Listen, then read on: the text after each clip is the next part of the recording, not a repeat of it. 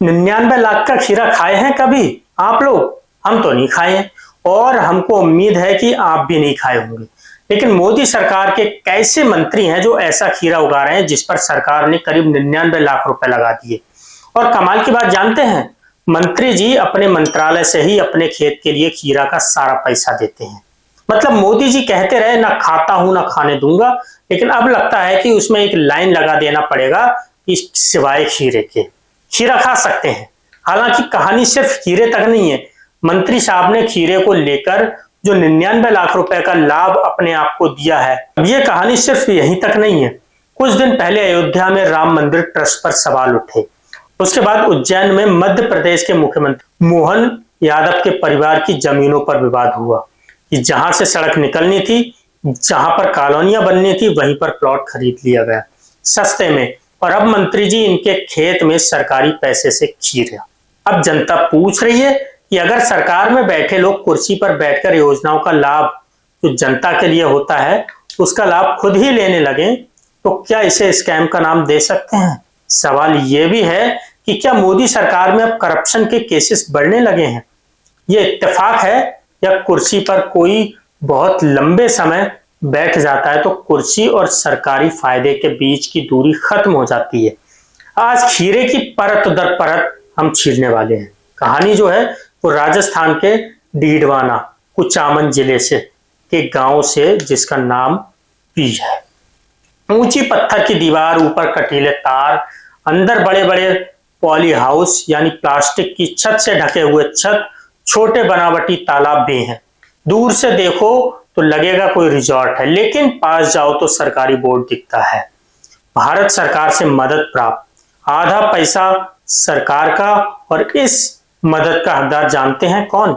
भागीरथ चौधरी साहब, अजमेर से सांसद हैं और केंद्र में कृषि राज्य मंत्री। अब असली पैच यही खुलता है। जो बोर्ड ये पैसा बांटता है यानी नेशनल हॉर्टिकल्चर बोर्ड, जो फल सब्जी बागवानी का सरकारी बोर्ड है, इसके उपाध्यक्ष भी खुद भागीरथ चौधरी हैं।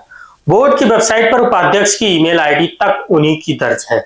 यानी एक आदमी जो मंत्रालय का मंत्री है, पैसा बांटने वाले बोर्ड का उपाध्यक्ष, वही आदमी अपने ही विभाग की योजनाओं का लाभ लेने वाला किसान बन जाता है।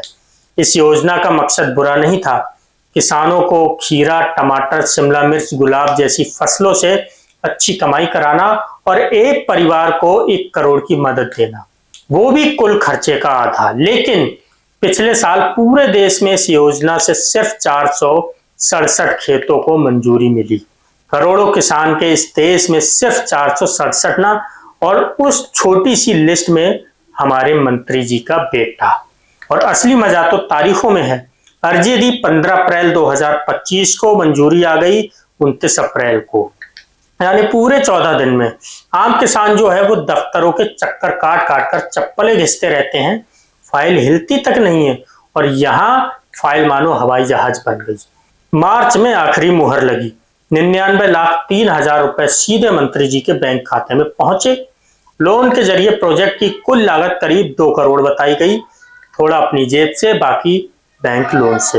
अब हैरानी की बात यह भी है कि ये पहली कोशिश नहीं है। मंत्री जी जब मंत्री नहीं थे तब 2018 में भी अर्जी डाले थे, कोशिश कर रहे थे, लेकिन तब कागज वक्त पर नहीं पहुंचा और बात बिगड़ गई। उसी साल उनके छोटे बेटे की अर्जी रद्द हो गई। मतलब साफ है कि मंत्री बनने से पहले फाइल अटकती है और मंत्री बनते ही 14 दिन में फाइल दौड़ पड़ती है।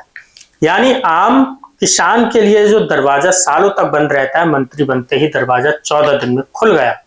अब आप मानिए ना मानिए, ये अकेला खीरा नहीं था। इस योजना के घेरे में एक सीनियर आईएएस अफसर का परिवार भी आया। नाम है नरेश पाल गंगवार, जो अभी मत्स्य पशुपालन मंत्रालय के सचिव हैं। उनके परिवार को इस योजना के 5 साल में कुल 1 करोड़ 16 लाख तक की हेल्प दी गई, और सारे खेत जयपुर में। माँ को खीरे पर पैसा मिला, बेटे को मिला, पत्नी को मिला, और इन सब वक्तों में गंगवार साहब किसी न किसी बड़ी सरकारी कुर्सी पर बैठे थे। अब उनका बचाव यह है कि नियम के हिसाब से तो लिया है, छिपाया थोड़ी है। माँ और बेटा उन पर निर्भर नहीं है, यानी उनका खर्च वो नहीं उठाते। कागजी नियमों में अक्सर इतनी छूट रहती है कि मतलब अपनी सुविधा से निकाल लिया जाए। मंत्री जी के पास भी जवाब है। मंत्री जी कह रहे हैं कि देखिए, हम मूल रूप से किसान हैं, वर्षों से खेती करते आए हैं और ये योजना किसानों के लाभ के लिए ही है, तो इसका लाभ तो खुद क्यों ना उठाएं।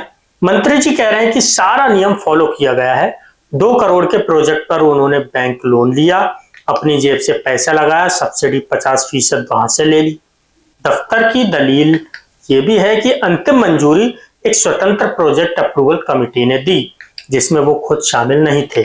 बोर्ड के उपाध्यक्ष होने के बावजूद रोजमर्रा की मंजूरी में उनका सीधा भूमिका नहीं होती।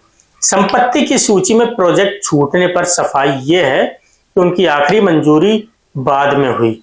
यही तर्क गंगवार साहब का भी है कि सेवा नियमों के तहत उन्हीं परिवार वालों को जानकारी देनी होती है जो निर्भर हो, उनकी माँ बेटा निर्भर नहीं। अब इस बात को सुनकर हो सकता है एक बार में ये बात सही लग रही हो। ठीक है, नियम कायदे कानून तो हैं, कागज पर कोई सीधे नियम थोड़ी तोड़ा गया है, लेकिन सवाल नियम का नहीं है साहब, सवाल है समय का, संयोग का। वो फाइल जो आम किसान बनकर डाली गई तो 2018 में अटक गई, मंत्री बनते 14 दिन में पास हो गई। बोर्ड के बॉक्स भी वही, योजना का मंत्री भी वही और चेक भी उन्हीं के खाते में। नियम चाहे जो कहें, अपने आप में तस्वीर सवाल है। हो सकता है कागज पर कोई सीधे नियम ना टूटा हो सकता है हर बहाना नियम की किताब में सही बैठ जाए, पर सरकार नियम कायदों की छोटी छोटी बातों पर नहीं, जनता के भरोसे पर चलती है साहब। और जनता का भरोसा वहीं टूटता है जहां कुर्सी और फायदा उठाने वाला एक ही चेहरा हो। खीरा भले छोटी चीज हो, लेकिन बीमारी छोटी नहीं है। 1-2 ऐसे केस से कोई सरकार नहीं डूबती, पर जब ये बार बार होता है तो जनता के मन में सवाल आता है कि सब एक जैसे हैं। ये वाली सोच जड़ पकड़ती है और किसी व्यवस्था के लिए महंगा साबित होता है। जब योजना भी अपनी, मंत्रालय भी अपनी, बोर्ड भी अपना, चेक भी अपने खाते में, तो आखिरी फैसला हम आप पर छोड़ते हैं कि इसे आप हक कहेंगे, जायज कहेंगे या मिलीभगत कहेंगे। मंत्री जी ने जवाब तो दे दिया है, जनता का सवाल अभी भी वही खड़ा है। बाकी मोदी जी का वो नारा जो खाऊंगा ना खाने दूंगा वाला अपनी जगह कायम है, उसके आगे खीरा लगा दीजिए। देश देख रहा है कि खाया जाता है या नहीं खाया जाता। और मोदी जी आप भी देख लीजिए, अपने लोगों को भी दिखाइए। आपका इस वीडियो पर क्या कहना है कमेंट करके हमें जरूर बताएं, और अगर आप चैनल पर नए हैं तो चैनल को सब्सक्राइब तो बिल्कुल कीजिए। जय हिंद, वंदे मातरम।